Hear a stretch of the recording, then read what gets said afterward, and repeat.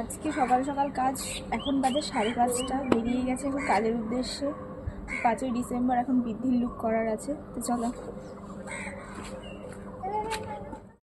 এতক্ষণে তোমরা নিশ্চয়ই বুঝতেই পেরে গেছো যে আজকে কোন দিনের ভিডিওটা তোমাদের সাথে শেয়ার করতে আসলাম। প্রত্যেকটা মেয়েই কিন্তু বিয়ের আগে কনে রূপে সেজে ওঠার আগে কিন্তু বিভিন্ন রকমের রূপে সেজে এই যেমন ধরো গায়ে হলুদের সাজ, বৃদ্ধির সাজ, মেহেন্দির সাজ, আশীর্বাদের সাজ, আরও বিভিন্ন রকমের সাজে তারা সেজে ওঠে। কিন্তু একটা জিনিসকে তোমরা কখনো খেয়াল করে দেখেছো যে বধূ রূপে সাজার আগে বৃদ্ধির সাজটা এমনই একটা সাজ যখন কিন্তু প্রত্যেকটা মেয়ে শেষবারের মতো নিজেদেরকে মেয়ে রূপে সাজিয়ে তোলে, কারণ তারপরেই কিন্তু শুরু হয় কনে রূপের সাজ। আর কনে রূপের সাজ নিয়েই কিন্তু প্রত্যেকটা মেয়ে নিজের জীবনের এক গুরুত্বপূর্ণ অধ্যায়ে পা দেয়। আজকে আমার ব্রাইডি গৌরীদির কিন্তু 3টে লুক আমার কাছে বুকিং ছিল।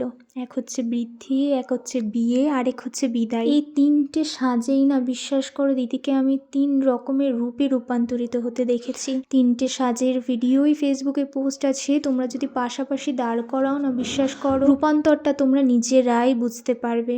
যখন বৃদ্ধি রূপে দিদিকে সাজিয়ে তুললাম তখন দিদিকে দেখে মনে হচ্ছে একটা পুচকি বাচ্চা মেয়ে, যার হয়তো এখনো বিয়ের বয়সটাও পর্যন্ত হয়নি। তারপরেই ঠিক আমি দিদিকে বধূ রূপে সাজিয়ে তুললাম, যেই সাজটা প্রত্যেকটা মেয়ের একটা স্বপ্ন বলতে পারো। আর যখন দিদিকে আমি বধূ রূপে তৈরি করলাম তখন যেন মনে হচ্ছিল আমার সামনে স্বয়ং মা লক্ষ্মী বসে রয়েছে। একই রূপ, তারপরেও কতটা ভিন্নতা। প্রত্যেকটা সাজের মধ্যে আমাদের নারীদের কত ভিন্ন ভিন্ন রূপ প্রকাশ পায়। তাই আজকের আমার দিদি ভাইটিকে এই বৃদ্ধি রূপের সাজে কেমন লাগছে জানাতে কিন্তু তোমরা একদমই ভুলো না।